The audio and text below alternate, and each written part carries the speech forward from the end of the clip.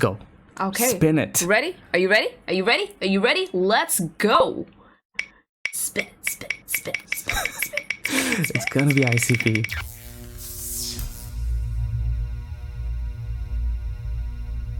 Hey guys, Krisha here. Please be cautious of any fake comments and emails you may receive from people pretending to be Mango Research. Shawn and I will never, ever contact you for investment opportunities or anything of that sort. To get in touch with the real Mango team, make sure to join our official Discord chat using the link in the description below. Stay safe out there, and remember, do it Mango. And what's up, you guys? Welcome to the Mango Grove. My name is Krisha, and this is today's Bitcoin and some random altcoin analysis video. I have Shawn with me today. Shawn, say hi. Good morning, everyone, and a happy midweek to all of you. So, Krisha, today we're spinning the wheel, eh? Yes, sirree! Notice how I'm so happy to spin that wheel. I don't know, it's just the little joys of life. Spinning the It's wheel. the little things. Yeah, so I went through the comments section and I noticed that almost every coin just got one vote each. I'm just like, okay, so we're gonna one of those days, eh? It's just one of those days. Oh, by the way, I gotta give Wolvie a shout out for that comment over there. He's like, 19K, the forgotten retest, here we come. Then he's like, joking, I never forgot about you. 19K, you and me gonna do great things together. There's so much history behind that, because when we did break 19,000, 20,000 to the upside, Wolvie was waiting for that retest for the longest time, and it never came. And now it looks like we may just see that. What do you think, Kusha? Are we gonna see 19,000? You know, it's fun. I don't know, but it's funny because people were in a similar sort of situation when they were waiting on the 3K. And it came eventually. It came eventually. People didn't think it would come, but it went to 14K first before it came in. But it's a similar story, right? One 60K this time for 65,000 actually. Yeah. 3x'd and then came back down. So similar story this time around too, because we did 4,000, 3x to 14K. Yeah. Then came back down. All right. So it could happen again, guys. Buckle in. But anyways, let's go on to let's spinning the wheel, Kusha. Spin the wheel. I can sense the excitement in you. You want to get that. So this is the selection, by the way, for the day. It's Ethereum. Okay, the fight is between Ethereum, Cardano, Ethereum Classic, and Chainlink. All right. We're gonna throw in one more. Okay. This is for Nishant Satyam. This guy's been voting in ICP for so long, diligently. I've been rooting for this guy, kind of like Alina, but let's do it, ICP now. So Nishant, your vote is in here finally. You've been the only one You've voting not gone for unnoticed, ICP. my man. So let's do this. What is ICP? Oh, this is that internet protocol, computer thingy. Internet computer protocol, right? Yes. They used to be branded something else. Anyways, let's go. Okay. Spin it. Ready? Are you ready? Are you ready? Are you ready? Let's go. Spin, spin, spin, spin, spin. It's gonna be ICP. It's gonna. Oh, it's hotter. The Cardano fans did it. The sweetheart Cardano. And you know what? Cardano is looking interesting now that we've seen Bitcoin actually break down. Cardano and Ethereum, strong. Exactly. So the question is it still holding? But buckle in, we'll be getting to that in a bit. Now, first, of course, we're going to be starting off with Bitcoin. We did see that breakdown, but more importantly, Shawn, you took a trade this morning. Yeah. Right? So do you want to talk about the trade first, or do you want to first get to the technical analysis and then wrap up with your trade? We could talk about the trade because it's pretty simple, straightforward. This is one of those easy freebie trades that everyone was probably eyeing when I woke up this morning. The structure was being put in last night, of course. The big clue was these two candles right over here, right? When we kind of went all the way down over here, tapped into these lows. You're looking at Bitstamp. Okay, I was looking at a different exchange. But so those of you who are on the Mango Grove and the Mango Discord and Mango Seed, go ahead and check out the charts I did post, because I do have my horizontals and my diagonals that I'm looking at on my chart that I'm trading off. So I'm going to try to draw them out here for you guys quickly. But essentially, the big trade was you wait for either a candle close above this this zone over here, right? Or you wait for these wick highs to get taken out over here, at which point would be a breakout trade, and you'd be looking for a range trade all the way from this zone. So you enter on the breakout and you're looking for a quick range trade. Again, guys, it's a quick in and out, and people say quick in and out, but they don't realize that quick in and out also means that you need to be taking your loss quickly as well if it does come, right? So your profits come fast, great, but your losses could come fast too, and you need to accept that. So this was essentially where I was looking to take my profits in this order block. I was looking at the horizontal along the 4-hour structure, so let me go ahead and mark it out for you right over here. So somewhere around here at around 30,652, it was around a $550 to $600 move on my trade. Now that's not much, I get it, but again, when you're playing the lower time frames and you're playing a quicker move, your position size is going to be a lot higher.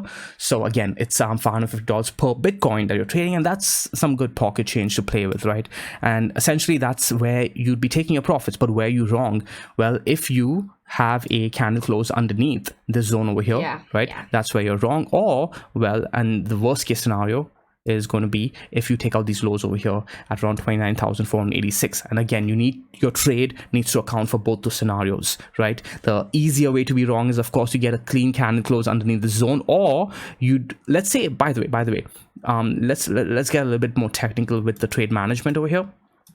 Let's say you do enter on the breakout, right? Once you enter on the breakout, your invalidation is no longer on the idea that you close underneath the zone over here. Once you break out, once you enter on the notion of the breakout, you're expecting continuation immediately, right? Exactly. So closing underneath, or rather closing above 29,785 is no longer going to cut it as a, hey, this trade is still active. No, you entered on the idea that you're seeing immediate continuation. If you do not see that immediate continuation, right, and you close even underneath the zone over here that you've marked out with your two yellow horizontal squisher, so essentially let's say you close underneath 29,911, right, that's it. You're wrong, because that zone that you're supposed to break out of, you've closed underneath it. You're invalidated and you need to get out of the trade. Take your loss quickly and be grateful that your loss is only that small, because there are often times, guys, where the trade reverses right on you and you will have to take your loss at these lows over here, and that's painful. And I've been victim to that too. And you should be happy when your losses are small and just take it and be like, okay, I got away with that. You take these trades over a long period of time, and in the long run you're looking to come out profitable, right? You take consistently follow your rules. So yeah, that's the gist of the trade over here. Profits at this green box territory. Now keep in mind, Kusha, look at how I took my profits quickly, right? Because we are in a downtrend, we are still bearish over here, right? You played the bull range trade, right, from support to resistance, but I'm not looking to hold on to this over here. I'll reactivate the trade if we take out this order block, and now you can essentially take it to the next order block, which is somewhere around here. Okay, now again, guys, go ahead and watch my go ahead and take a look at my chart posted in the Discord chat, and I do have a diagonal line as well that is a lot this is essentially the falling channel, right? The falling channel, exactly. So you take it from one range to another, right, to some. Exactly. So in my next level somewhere around here, and then you could possibly take it all the way to around here, but I wouldn't be taking the next trade to the zone over here. I'd essentially wait and watch to see if we do get the break of the diagonal line. But it's for you, it's a stair step, right? It's like more like an if this then that, because we're in an overarching downtrend. Yes, essentially. So I do want to highlight one last thing though to all of you. This edge, right, this trade over here from this zone, right, to this zone, I'm not interested in that part, right? I'm interested in this zone to this zone, right? I'm not interested in this zone to this zone. Why not? Because again, this sits in line with what you mentioned a few days ago, Krisha, where the bears are in control right now, right? Right. Once we enter from here to here, right, it's essentially us saying the bulls are actually taking control. Correct. Right? I don't want to trade that. I want to see that. I want to see that the bulls are actually in control. I want that probability validated, and then I'd rather trade the break of this.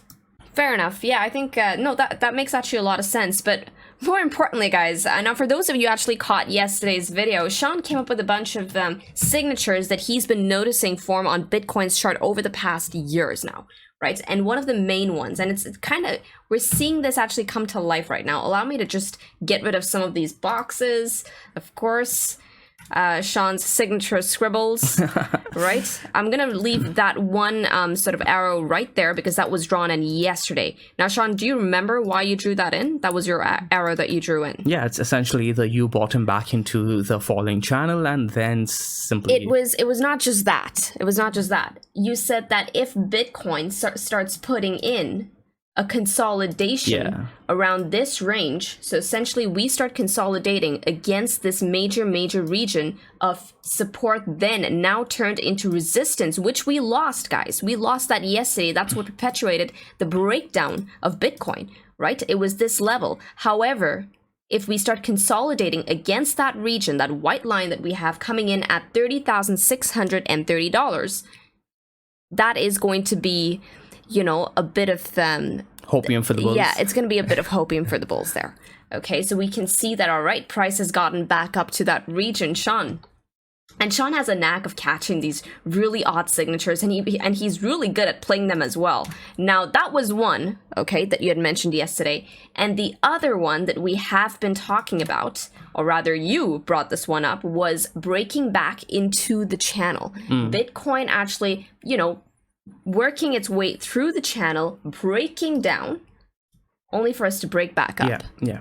So right? I do want to interject then. So this is definitely what I did talk about yesterday, us Ewing back into the channel, which is essentially what we're seeing right now. Yeah. But in terms of the consolidation, right, to actually look for that hopium, I'm looking for that on the higher time frames. I'm looking for that, for example, on the weekly time frame. It could happen on the 4-hour time frame too, which would be really aggressive for Bitcoin to do. But I wouldn't be looking to get too bullish on that for the long term. However, if we do see what you drew out over here, Krisha, like this, over the weekly time frame, that's when the bears start getting a little bit antsy with looking for that low, the further downside, right? And to be honest, that's when, if we do break from around here, that's when a lot of people are going to be looking to flip bullish too. We've seen it happen before. But I'd be again looking for a lower high, structural lower high, somewhere around here at around 47,000. So essentially, you'll be looking for something like this, right? Now, somewhere around here,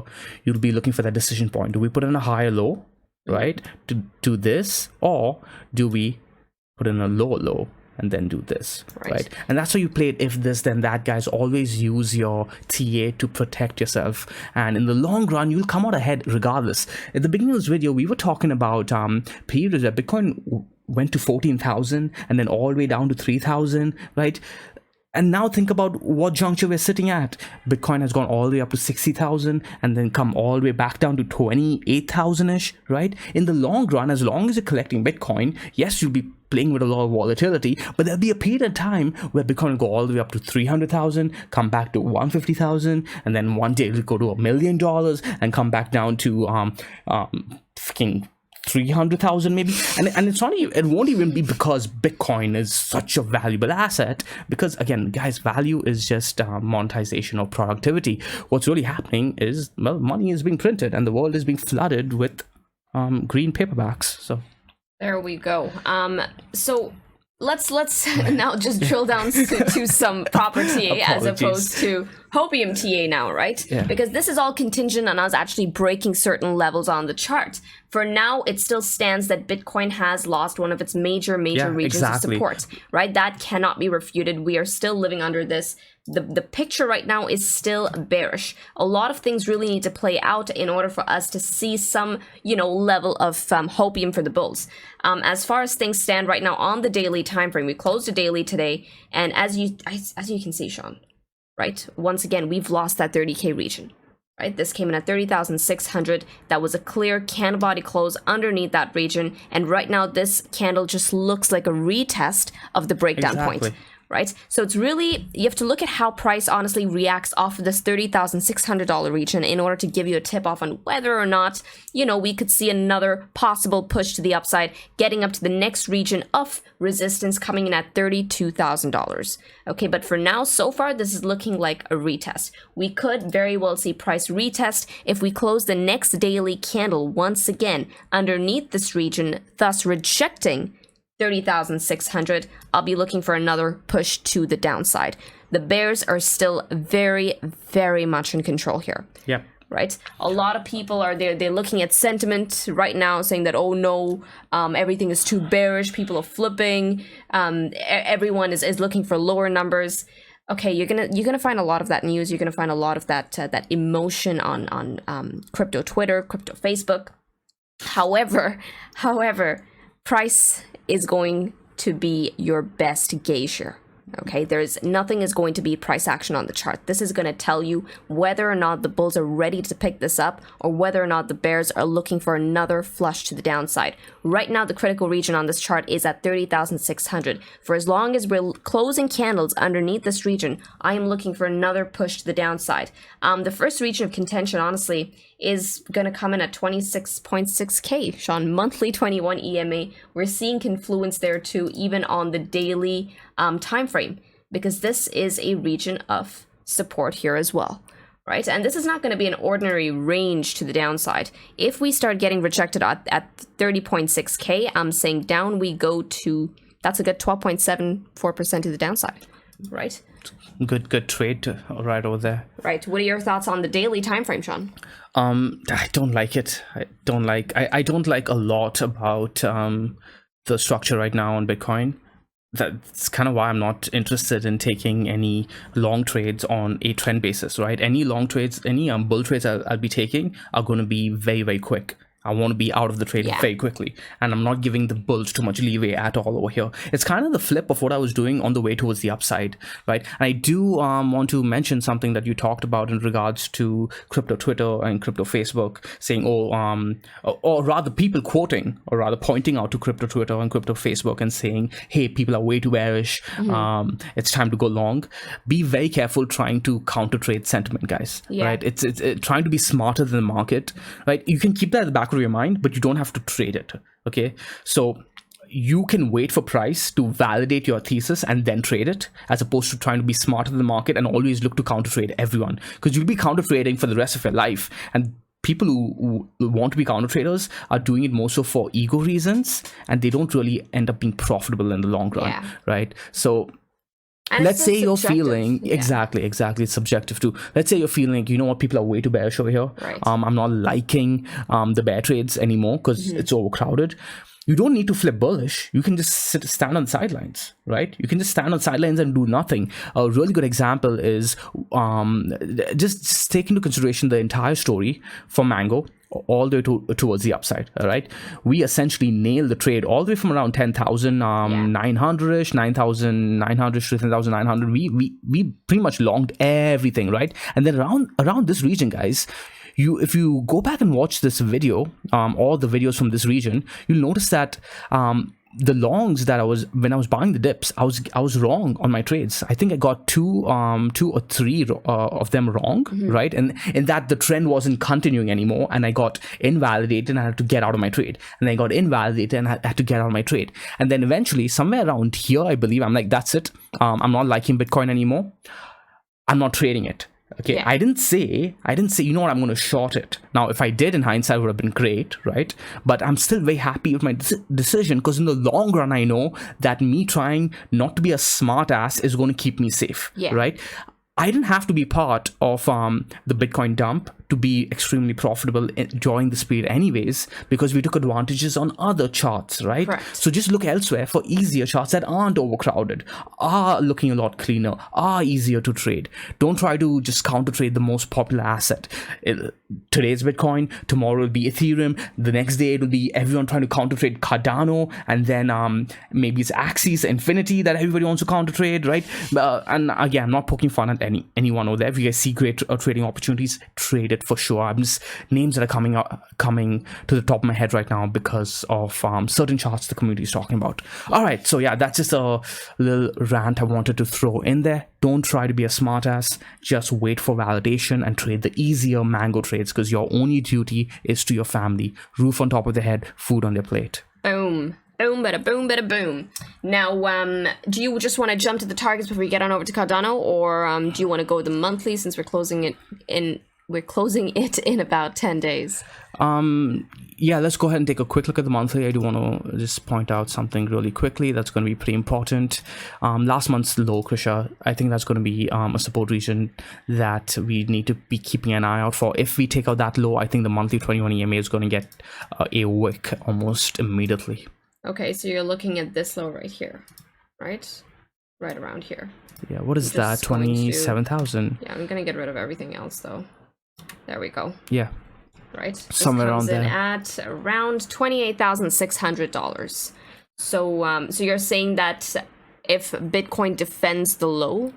No, I'm saying if we take out that low, the monthly 21 EMA is likely going to be tested as the higher low hunt that I was looking for a few months ago, right? Yeah. Now, there are two ways this could be a beautiful chart. That low getting taken out and us touching the monthly 21 EMA and waking up, or the 21 EMA coming up to the candles, right? The 21 EMA coming up to the candles is going to be a more prolonged and drawn out process, which I don't want because there's really little to be had from that. It's just people being afraid of the markets coming down. I'd rather us actually just come down, wick onto the monthly 21 EMA, and then see a nice little bounce back up and then see continuation towards the upside. That will be us ripping the bandage off, testing those mid 25,000 region, mid 20,000 region that everyone's looking for anyways, right? Maybe we see buyers come in, and then that will be a beautiful high low to be putting in for the next round. If you're still bullish on Bitcoin, of course. I agree. Also, if we close anywhere in this region, Shawn, we'll be losing the 10 simple moving average that has had historic significance in the past. 21 EMA could very well be on the books, guys. So keep your eyes peeled on this. I think they're going to be losing it. Yeah, this point comes in at around 26,400. Okay, that is your monthly 21 EMA. That's the first region that we are going to be looking at as support, the most immediate support underneath us. And I just showed you on the daily time frame that this has confluence with those daily levels as well. Now, in addition to this, the other two regions, Shawn, that I've been eyeing, and I know that I back tested this one, and I know this has significance. This chart is messy as hell. Allow me to just get rid of all of these things. Beautiful. And I'm going to just go ahead and put on the 200 EMA and the 200 simple moving average, switch up that Ichimoku, and these are the other two regions that I will be looking at, okay? One comes in at 23.5K, which is our 200 exponential, and the other zone of support comes in at 19,000, which also has historic significance on the 4-day time frame, as well as the daily, as well as the weekly. Yeah. You can just go ahead, smack it in there, plot it in, and you can see it for yourself. So these are the most immediate regions of support that Mango is currently looking at. Shawn, anything to the upside? To the upside, the easiest way to actually play the upside right now, very, very easy, is, especially if you guys have access to the Mango dynamic, just wait for the Mango dynamic to break towards the upside. That's likely going to line up with us also breaking the falling channel towards the upside. Now the Mango dynamic, Krisha, is lining up with the green zone territory as well, right? Each time we've tested the Mango dynamic, essentially it's been a opportunity to load up on your shorts, load up on your shorts, load up on your shorts, right? Then again, one more time is going to be the same thing, right? You keep taking the same trade, or you can play it as support and resistance. And now it's thinning out, thinning out, thinning out. I think a break of the Mango dynamic along with the green box territory is going to give us a move towards around 40,000, at which case, again, it's just a sell. It's a resistance zone for me, a major resistance zone. I'm not sure if it's going to hold. If I'm wrong on that trade towards the downside, I'll just take my loss and I'll again look to put on a trade at around 47,000, somewhere around there. So again, and then if we flip 47,000, that's when I'll turn bullish again. Yeah. Keep it simple, guys. Keep it simple. Keep it mango. Now, Shawn, are you ready to get on over to Cardano? Perfect. Cardano. Cardano is everyone's sweetheart right now. Okay, so Cardano USDT. Now, guys, do not forget to, tell us which altcoin you want us to cover on tomorrow's video. Of course, the popular vote wins. And if you're enjoying Mango's content so far, do smash those likes because that helps us out tremendously. Alrighty, so here we have Cardano USDT on, the daily time frame. Let's get on over to the weekly first, switch off everything, and just look at price action. price relative to its horizontals has been bloody neat, right? We lost this region of support right here, which came in at $1.33. That was the region that we were looking at in our last video. And Cardano did make its way all the way down to the next region of support, coming in at $1. Right, so this has been neat along the ranges. Now, I mean, I do believe that Cardano is still very much stuck in its range of price action, right? Which is still a good 24%, Shawn. This is not an ordinary range. And you can see that the bulls are picking it back up. We could very well see another test of the $1.31 region, which I think that'll be a good trade opportunity because you'll just know when you're wrong extremely fast. Price closes over $1.31. You know that you're wrong. You've been invalidated on your trade, and get out of your trade, right? Take those losses very, very quickly. Hell, sometimes you can even get out in a small profit.